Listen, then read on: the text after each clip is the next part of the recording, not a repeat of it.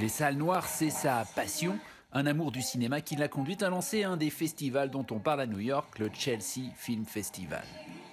Et c'est ici qu'elle commençait l'histoire à l'école d'acteurs Lee Strasberg à Manhattan en 2010.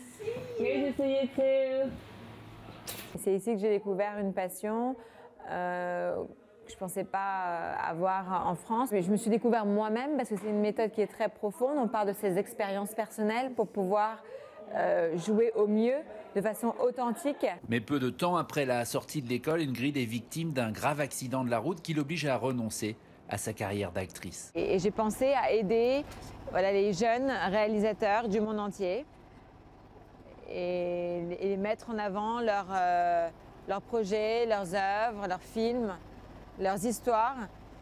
Et voilà, donc c'est comme ça que le Chelsea Film Festival est né. Et en 4 ans, ce festival qu'elle a cofondé avec sa maman a bien grandi. La dernière édition, en octobre, a accueilli 90 films venus de 24 pays. Un succès qui vaut désormais à Ingrid la reconnaissance du milieu du cinéma et par exemple des invitations comme ici pour un festival de courts-métrages en Martinique.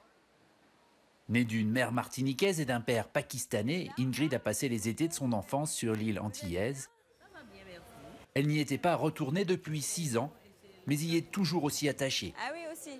L'année dernière, on a présenté un programme caribéen au Chelsea Film Festival. C'était la première fois. Oui, pour moi, c'est important de représenter les talents de la Martinique et des Caraïbes. En Martinique ou à New York, Ingrid continue de gravir les marches d'un monde cinématographique qui n'en finit pas de la fasciner.